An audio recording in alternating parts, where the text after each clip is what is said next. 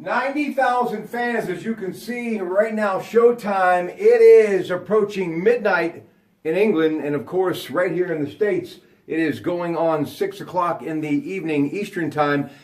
37 seconds left in the 11th round. It is Anthony Joshua, the unification heavyweight title fight. He is still undefeated, and the great fighter who held that championship for about 10 years, 41-year-old Vladimir Klitschko, will head back to the Ukraine with a loss. Bernie Vukovic on the Comcast Sports Line right now.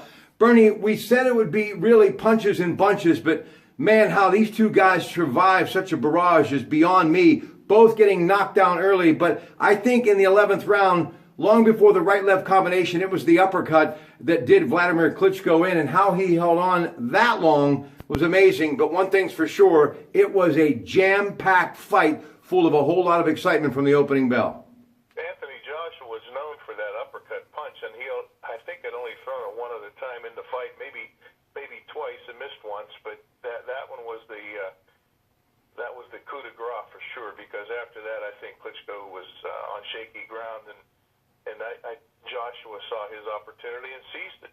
What I saw from this young heavyweight was his ability to be resilient. How he got up after that knockdown early in the round and really retained his composure and was able to complete the round and got stronger as the fight went on after at one time seeming to be down and out on his feet.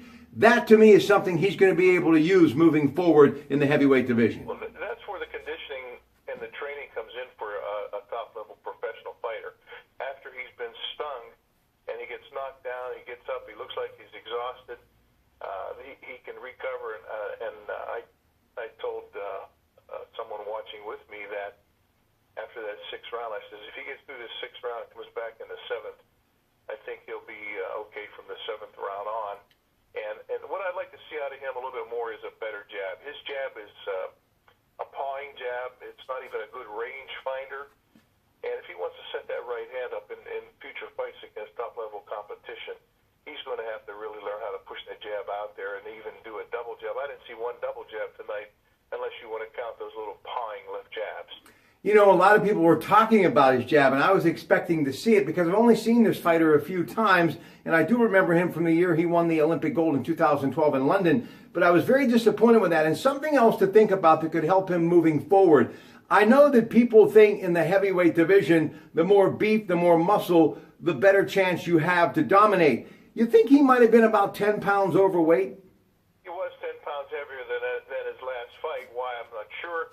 But when they were standing in the ring before the bell rang for the first round, Klitschko looked like he was in much better condition than Joshua. Joshua seemed to be a little smooth, but that could be an optical illusion as well. But, you know, obviously he was in good condition because he came through some pretty tough times and had a good amount of energy to expend in that 11th round.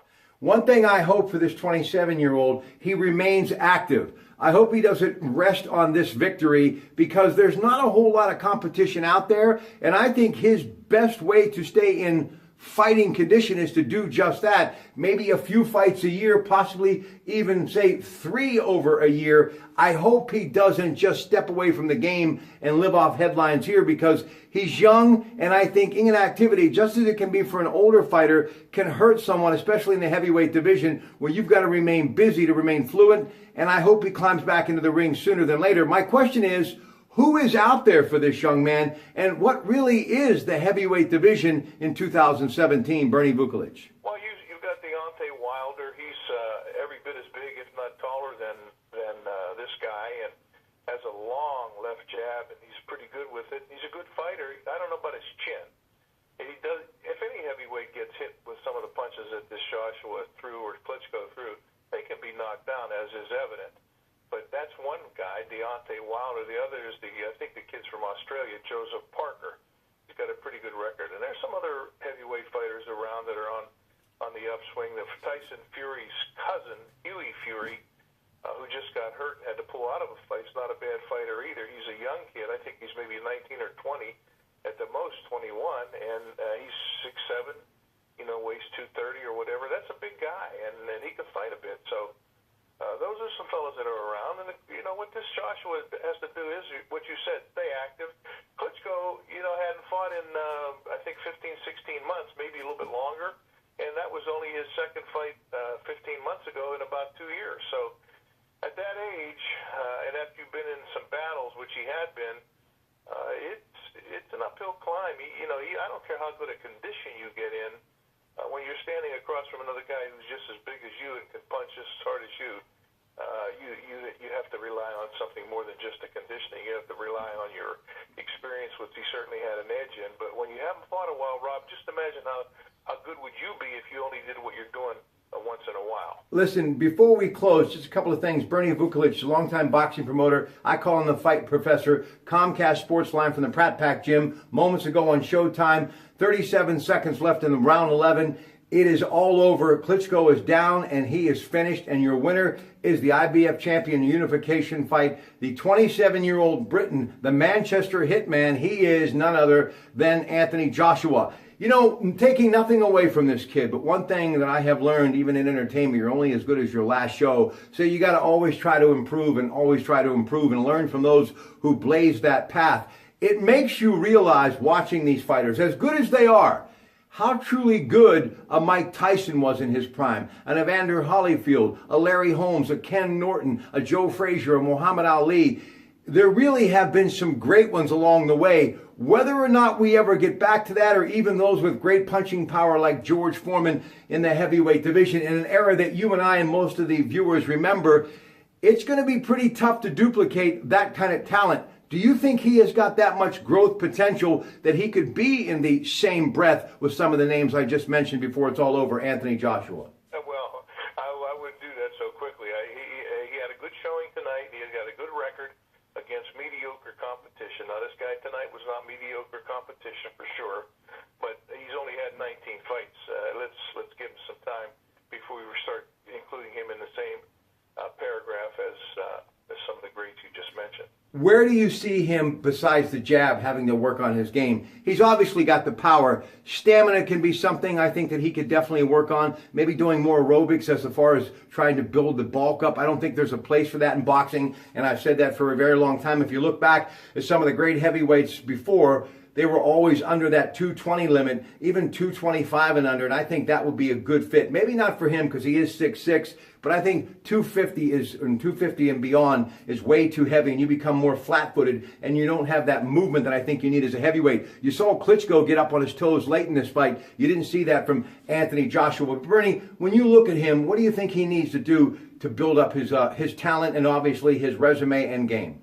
Well, the resume can only come by fighting a little bit higher level fighter than what he's fought up until now.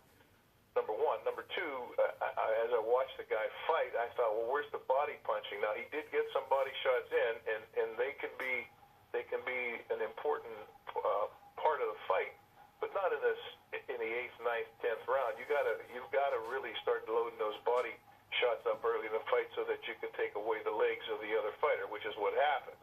That's number one, body punching. Number two, I didn't see much in the way of combinations. Now, that has a lot to do with what the other guy's doing. The other guy could be taking away those combinations by any number of means. Number one, leg movement, running away and moving away as he did, and giving him angles so that the body's not there to be hit, and the combinations are really hard to affect when the other guy's moving around as much as Klitschko did. So those are the things that he'll have to work on to become a more complete fighter. He'll learn that you just can't rely on punching power as you get to the elite level of the heavyweights. Thanks to Showtime and, of course, HBO next Saturday. This was kind of like the appetizer before the main meal. That'll be next Saturday, Cinco de Mayo. Speaking of that, avocados tomorrow, Mexican recipes on the Coons Cooking Hour. We're thinking, of course, Cinco de Mayo, and they've got, of course, Corona, that perfect beer to celebrate that great Mexican holiday at Coons Market. One more time as far as looking to next week's fight, and then we'll say goodnight. Some of the things that the fight fan who's out there who just can't wait for these two guys to lace up the leather at Mobile T Arena, talking about none other than Canelo Alvarez and Julio Cesar Chavez Jr. That's coming up next Saturday night in Las Vegas. HBO pay-per-view. Get your Comcast on-demand remote and get there and get that fight booked today if you can. But what are some of the things, other than obviously the weigh-in, that we can expect, and where will these fighters be between now and next week? What's their week going to be like, Bernie? Well, they're going to continue doing the training that they've been doing, although it won't be as concentrated as it has been up until now.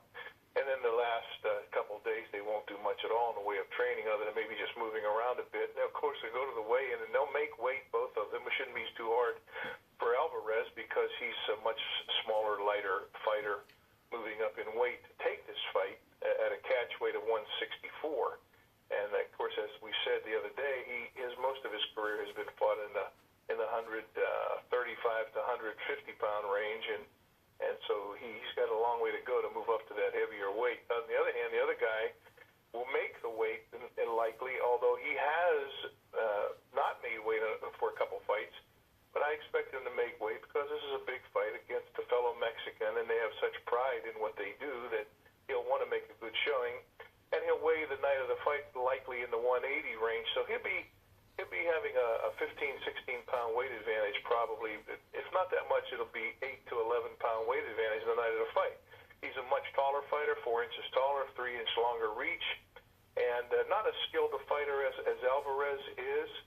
And I've seen him quit. That is Chavez, and he's not his father. His father was one of the greatest. Canelo Alvarez and Julio Cesar Chavez Jr. Again, that's HBO pay-per-view. Bernie, as always, thank you and good night. Talk to you later.